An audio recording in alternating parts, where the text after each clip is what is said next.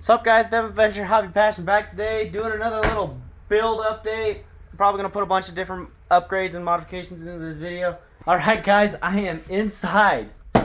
We got the new, not really new because it's been out for, I don't know, 9 months, maybe even over a year. Badlands Off-Road Jack, 3-ton. The big tires. We got a side-by-side, so we have 2 reasons now to have this. So let's go ahead and get this unboxed and started put together. But these Dragonfire harnesses are getting pretty old and tired. They're not really padded no more. And they're also a really pain in the butt to adjust. They're a pain to hook in together. Putting a new person in the seat all the time and sharing it with a million different people is a pain in the butt. So, you know. Let's see, we got some PRP 4.2 harnesses. This is the driver's side and this is the passenger side. They're just black. Gonna install these. They're super comfortable and insanely easy to adjust. So let's throw these in real quick. Hi Gator, you helping me fix the Can-Am? Man, you're so business. Well, we got the Can-Am right here. More parts than I want to actually admit over here. We're gonna be doing a full build in general. First thing we're gonna do is kind of some maintenance stuff. We're gonna put a new belt on. So we just hit over 1,000 miles on this thing. Change the transmission / diff oil in the back, the diff oil in the front. After we do all that, then we have this CT Raceworks front gusset kit, bomb-proof kit. It is the shock tower mount and then the gusset kit from the front. And then we also right here have my light whips. So I had light whips on this thing when I first got it, but your boy hit a tree. So I didn't think the tree was that big. I was pulling into camp. The tree was pretty small. I was like, oh yeah, I've been going driving through here a bunch of times. One time I guess I just got too close and it just bloop.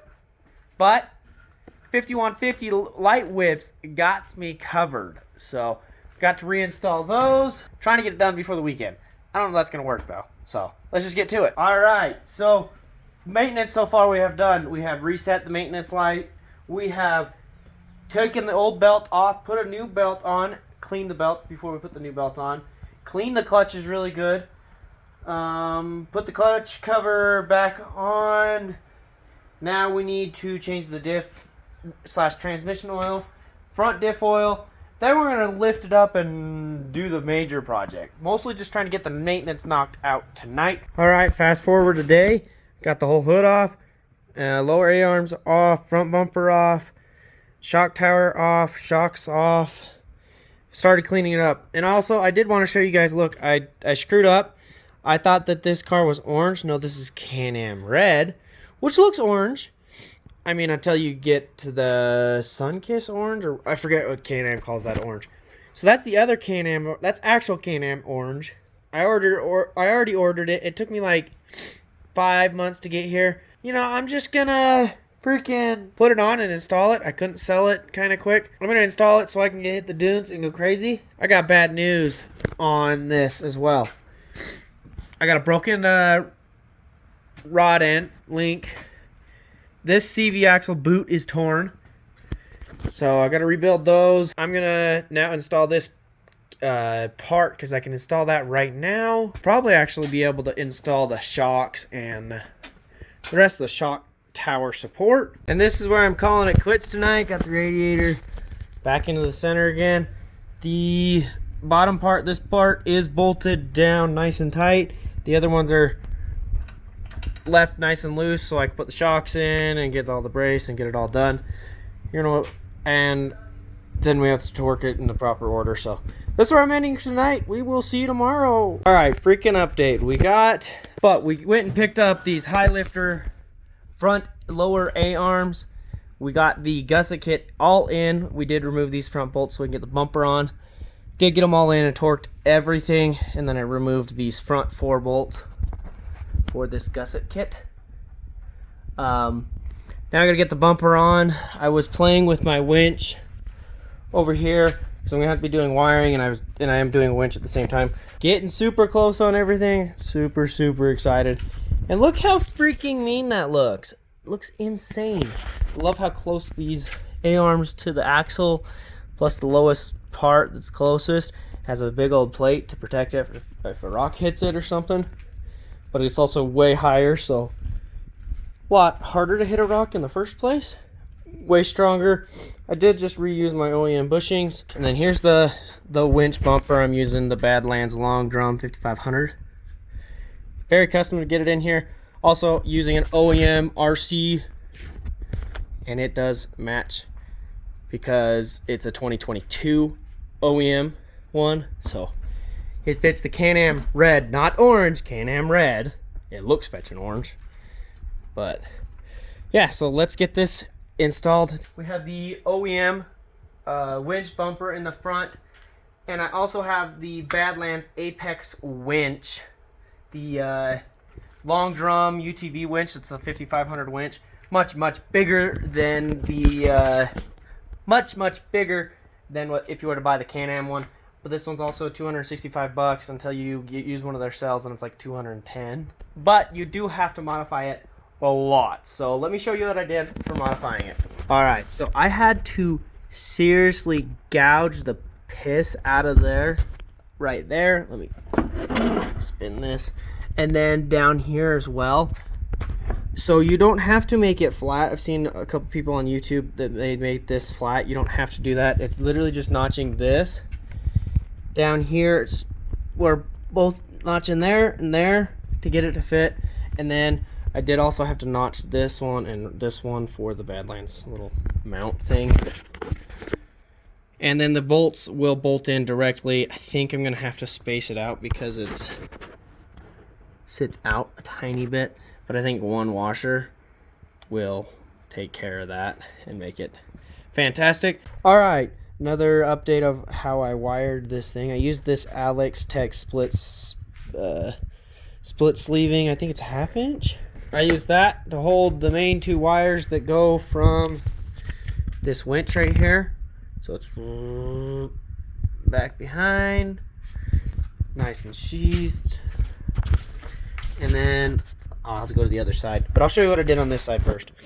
So the module's right here, and there's actually, as you can tell right there, there's a bolt and a nut that I was able to use, and then at the bottom there's a slot that this slides down into, so it's only one bolt and one nut, and it holds it firm. It's kind of a pain to wire these, get those all in, tucked up behind this plastic, because there's a plastic sheath that goes right here. I had to move a bunch of wires. This gray wire is my shocker exhaust wire, and then I have a belt temp gauge wire that goes up rolling around. That's tucked up right there. And then you have the big old winch wire line that comes down underneath this in here right in the middle. And there's this Y, which is another winch wire. That's just the controllers. And that goes all the way back here. This is the winch wire line. The other wires right up here. It sneaks around right there. Boom, boom. They're coming up over, and then I tucked them behind these wires. I still have yet to hook up the power and negative. Here's the positive, here's the negative. I'm not going to run a kill switch one because they have the wire that has to go to your auxiliary. So there's this wire, if you don't hook it up, it either needs to be hooked up to constant power all the time, or it needs to be hooked up to key on power. I hooked it up to key on power, so my winch cannot be operated if the vehicle's not running, which is good because this battery's tiny. Also, look at that, it looks so sick. I did put the Badlands one on instead of the OEM one that came with it when I bought this thing. I think it looks better. It's slightly lighter, so yeah. Oh yeah, and now I was gonna show you. So it goes in through the firewall right here. I don't know how well you guys are gonna be able to do this, or how easy it'll be when you don't have everything disassembled like I have, but it makes it a lot easier to show you. So it goes right there in through the firewall. Then you can go, it's right there where you can see the light, and it goes around. I zip tied it up there. Keep it up above these gas pedals, brake pedal, and then it goes down right there. A little bit of extra wire right there. I looped it for the winch line in and out. My buddy has the RC version, and his winch line's right here, so I decided to put it right there, so it's the OEM location.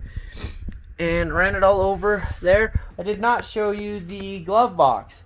So in the RC version of the Can-Am of this, it has a plug. Well, when you buy the Badlands winch, it has a plug that fits right there. I need to buy 2 bolts so I can literally screw it to the plastic like OEM, and then it'll be good. This thing installed incredible. The hardest part is fitting it in the OEM bumper. If you have an aftermarket bumper, these are going to fit a lot easier.